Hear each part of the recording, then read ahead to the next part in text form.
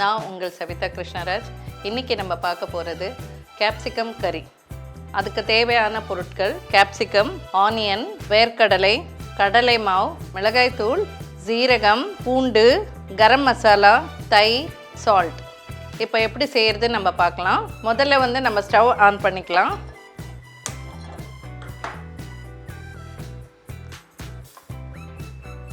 இப்போ வேர்க்கடலை ஒரு கப் வேர்க்கடலை எடுத்திருக்கேன். இதில் கொஞ்சம் பாதியாக போட்டுக்கலாம். இதை போட்டு நல்லா நம்ம வறுத்துடலாம். இதை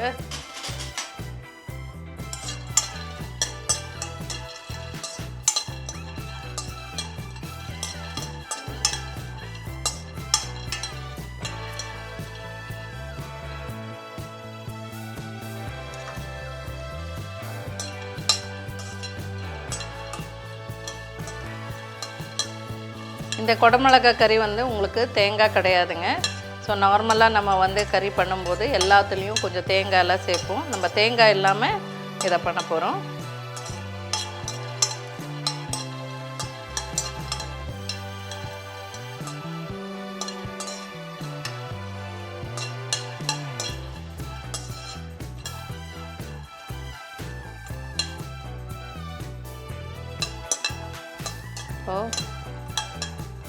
வேர்க்கடலை கொஞ்சம் வதங்கிடுச்சுங்க. இப்போ இதை மிக்ஸி ஜாரில் போட்டுக்கலாம். நம்ம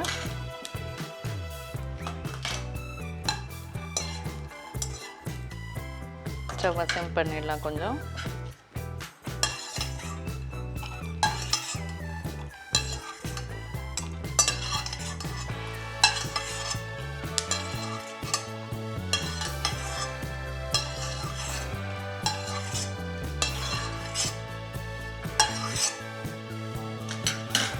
ஸோ இது கொஞ்சம் நேரம் ஆறட்டும். அதுக்குள்ளே இந்த பேனில் ஒரு ஸ்பூன் எண்ணெயை ஊற்றிட்டு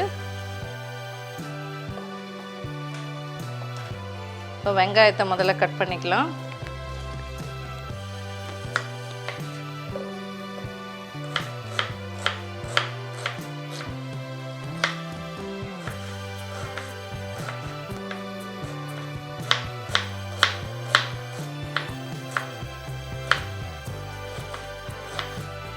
நீங்கள் வெங்காயம் எந்த சைஸில் வேணாலும் கட் பண்ணிக்கலாம். சின்னதாகவும் கட் பண்ணிக்கலாம், பெருசாகவும் கட் பண்ணிக்கலாங்க. இப்போ இது எண்ணெய் சூடான உடனே நம்ம கொஞ்சம் சீரகத்தை தாளிக்கிறதுக்கு போடுறோம்.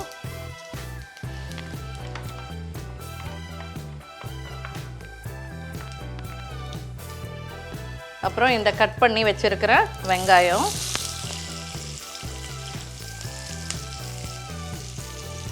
இதோடைய பூண்டு,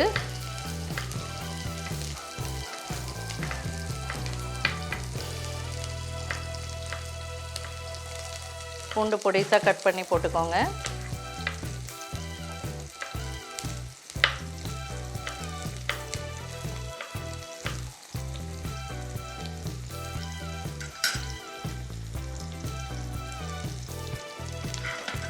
பூண்டு போட்டு நல்லா இப்படி வதங்கிடுங்க. இப்போ இந்த குடமிளகாவை நம்ம இந்த மாதிரி ஸ்கொயர் ஸ்கொயராக கட் பண்ணி வச்சுருக்கோம். இந்த கட் பண்ண குடமிளகாவை இதில் ஆட் பண்ணிக்கணும். உங்களுக்கு ஏற்ற மாதிரி நீங்கள் எடுத்துக்கலாம். நான் இப்போ 2 குடமிளகா தான் எடுத்துருக்கேன். நீங்கள் 4 கூட போட்டுக்கலாம். 4 போட்டிங்கன்னா 2 வெங்காயத்தை போடுங்க.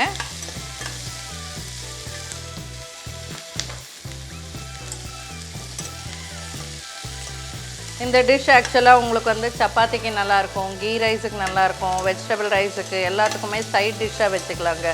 ரொம்ப நல்லாயிருக்கும் இது.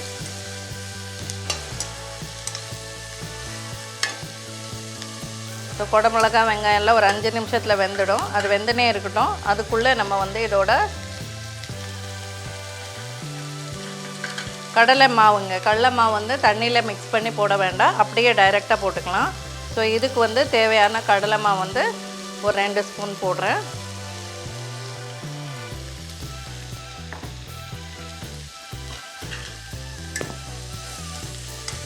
இந்த எண்ணெயிலேயே அந்த கடலை மாவும் நல்லா ஃப்ரை ஆகிடும். ஸோ இது வேகிறதுக்குள்ளே நம்ம இப்போ வேர்க்கடலை வறுத்து வச்சுருந்தோம் இல்லையா, அதை மிக்சியில் போட்டுக்கலாம்.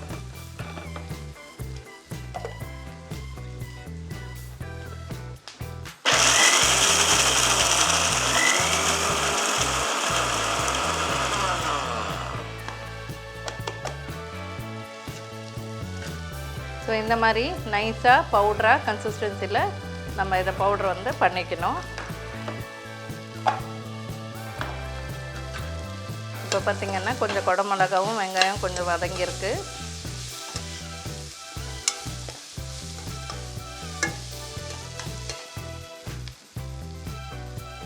இதோட கொஞ்சம் தண்ணி ஆட் பண்ணிக்கலாம்.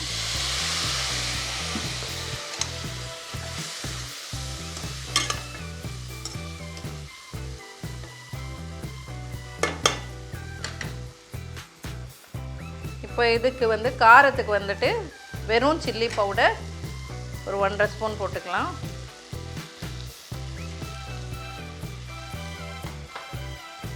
அப்புறம் வந்து கரம் மசாலா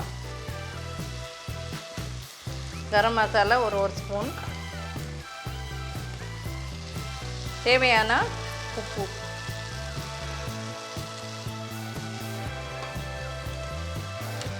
இதை போட்டு நல்லா மிக்ஸ் பண்ணிக்கலாம். இப்போ பார்த்திங்கன்னா நல்லா வந்துட்டு சிம் பண்ணிடலாம். நல்லா மிக்ஸ் பண்ணிவிட்டு நல்லா ஃப்ரை பண்ணுங்கள். உங்களுக்கு இன்னும் சாஃப்டாக வேணும்னா இன்னும் கொஞ்சம் நல்லா ஃப்ரை பண்ணலாம். பட் எனக்கு தெரிஞ்சு இது போதும். கேப்சிகம் நல்லாவே இருக்கும் இது சாப்பிட்றதுக்கு. ஸோ இது எல்லாம் முடிச்சப்புறம் நம்ம வந்து இப்போது இந்த வேர்க்கடலை வறுத்து வச்சுருக்கோம் இல்லையா, ஸோ அது வந்து நம்ம போடுறோம். இதில்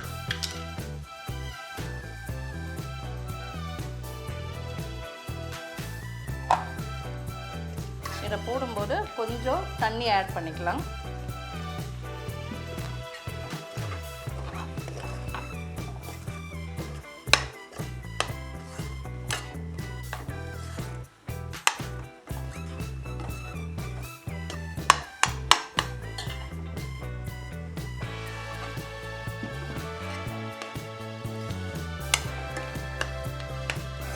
இது ஜஸ்ட் 10 மினிட்ஸில் முடிச்சிடலாங்க. நம்ம பேச்சுலர்ஸ் எல்லாருமே நீங்கள் வந்து இதை ட்ரை பண்ணலாம்.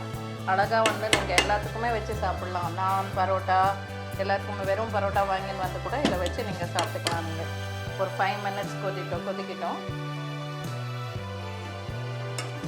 இல்லை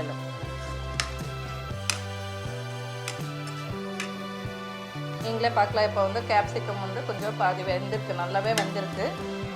இன்னும் சாஃப்ட் வேணும்னா இன்னும் வேக வைக்கலாம்.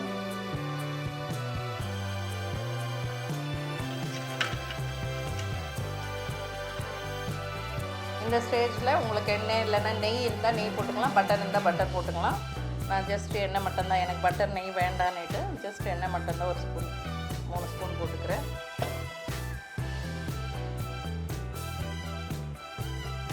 அவ்வளோதாங்க. இப்போ வந்து ஃபைனலாக வந்து நம்மளுக்கு இது என்ன டச், இதுதான் மெயினாக டிப். இதுக்கு வந்து இதெல்லாம் இந்த வெந்தாச்சு இதெல்லாம். இப்போ நம்ம வந்து இதில் 1 கப்பு தயிர் ஊற்றணும்.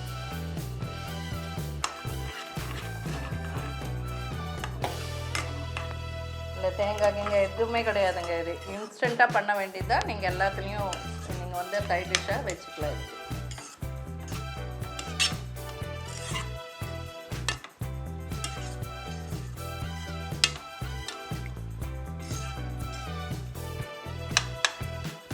நிறைய பசங்க வந்து குடமிளகானா ரொம்ப பிடிக்கும்னுவாங்க. ஸோ ஜஸ்ட் 2 மினிட்ஸ் ஒரு கொதி.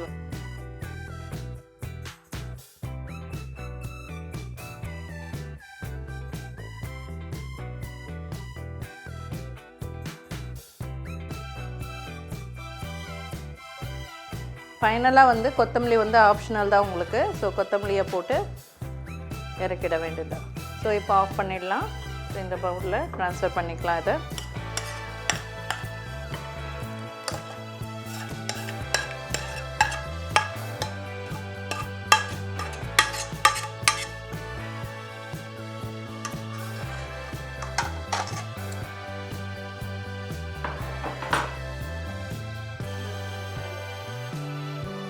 கேப்சிகம் கறி ரெடி ஆயிடுச்சு. நீங்களும் இதை ட்ரை பண்ணி பாருங்கள். நாளைக்கு இன்னொரு டிஷ்ஷோடு உங்களை சந்திக்கிறேன். நன்றி, வணக்கம்.